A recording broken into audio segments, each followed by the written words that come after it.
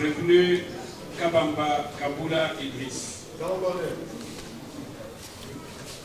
Prévenu Mwati Oussemboua.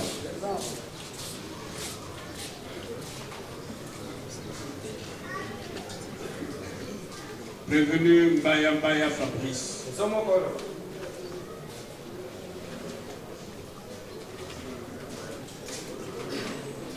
Prévenu Amita Bangala Daniel.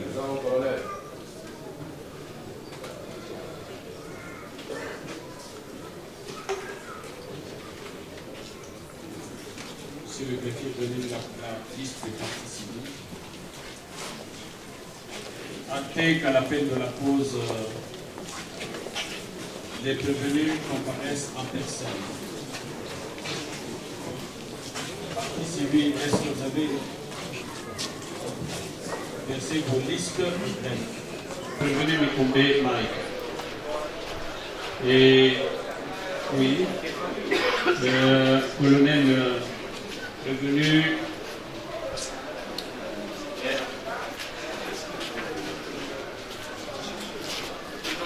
Prévenu Bawili. Prévenu Bawili. On continue à vaquer de leurs occupations comme si de rien n'était. Non seulement parce qu'ils ne vont pas répéter, on a été félicités, et ils étaient à l'aise. Ils jouissaient de leurs droits. Ils faisaient tout ce qu'ils pouvaient faire. Le ministère public, je l'ai suivi hier, il a ouvert un dossier dans son office. C'est normal. Moi, je n'ai pas dit que ce n'est pas normal d'avoir un RMP. Je n'ai même pas dit que ce n'est pas normal d'avoir un RI. Mais le RMP, le registre du ministère public, renseignait quoi? Il a ouvert un dossier à charge de qui? Pas du client. Pas du colonel.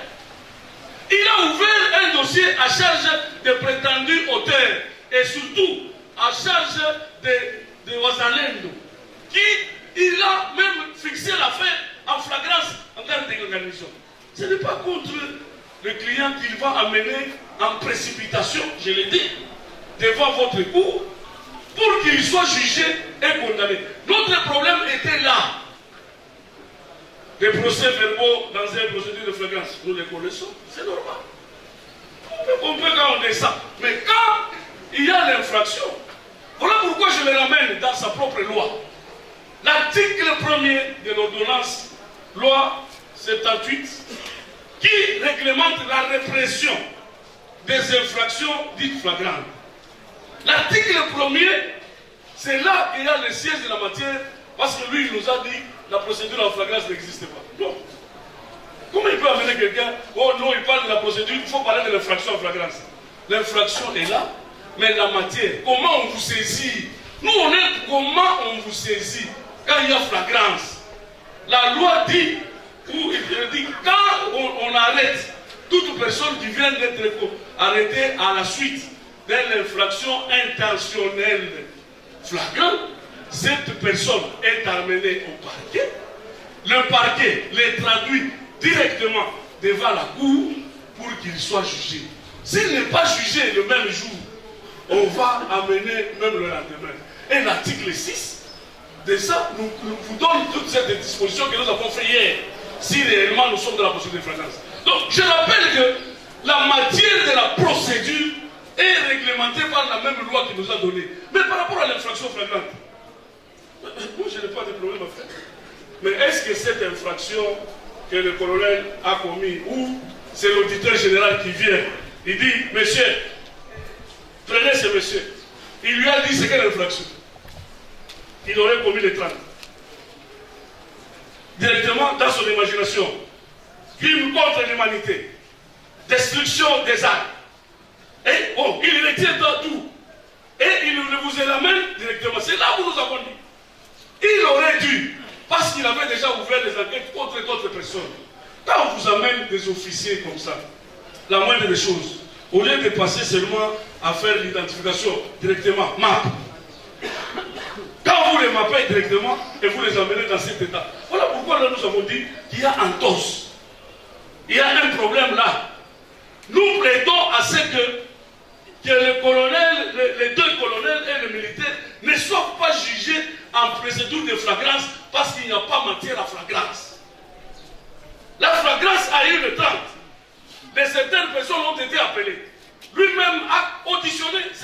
s'appellent témoins, que lui-même les a qualifiés.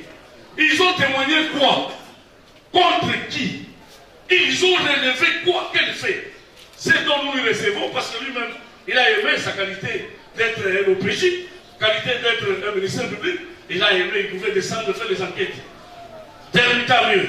Mais le mode de saisir, le mode de saisir, la loi veut que quand le ministère public instruit ou se décide de poursuivre, comme on lui a donné l'autorisation de poursuivre les clients, la loi veut quoi? Soit décision de l'enfant, si pas ça, la traduction directe, si pas ça, la compréhension volontaire du client. Mais je sais que derrière ça, on ne peut pas manquer de le dire, Monsieur le Premier Président. Nous ne sommes pas des avocats plaideurs d'aujourd'hui, nous nous connaissons de nous avons toujours l'habitude de plaider. Mais quand ça ne va pas, il faut le dire. Nous avons compris ici que c'est une précipitation politique qui a fait que aujourd'hui, il faut décider de couper la tête de celui qu'on présente à Goma comme étant le tueur. Il faut couper la tête dans une procédure rapidement. Procédure rapide. Des infractions à haute facture. Je peux le dire comme ça. Des infractions tirées. Et alors que dans ce qui est comme soubassement, nous pensons que il n'y a pas matière à faire flagrance. Même les infractions retenues. Je sais que ce n'est pas encore retenu, mais pour ce qui peut justifier, ce sont des infractions imprescriptibles. Il a dit, on fait la flagrance pour éviter de faire disparaître les traces, les témoignages, pour faire disparaître les éléments à conviction. C'est des éléments à conviction parce que les tueurs, les Ouazalendo sont en arrestation entre ses mains. Ceux dont on prétend les avoir tués, certains sont entre ses mains. Pourquoi cette précipitation? Parce qu'il faut seulement les faire condamner. Donc nous pensons que les éléments en ce qui concerne la flagrance ne se justifient pas, d'où, Monsieur le Premier Président, nous soutenons que cette audience doit se passer en procédure ordinaire. Mais nous savons aussi que les juridictions militaires, c'est la célérité. La célérité n'est pas la précipitation. Et la célérité ne signifie pas aussi qu'on viole la loi, qu'on amène quelqu'un en flagrance. Non, les choses doivent être respectées. Voilà, Monsieur le Premier Président, la première réaction par rapport à ce que le ministère public il a répliqué hier. Je le ramène à sa propre loi pour qu'il essaye de voir cette problématique ici. Monsieur le Premier Président, si l'article 1er nous donne le siège de la matière, contre qui l'accusateur, mais aussi ici, notre problème avec le ministère public, quand nous avons dit qu'il n'a pas été auditionné, et il a manqué, Monsieur le Premier Président. Mais nous sommes quand même, lui-même il a appelé un procès écrit du 21e siècle.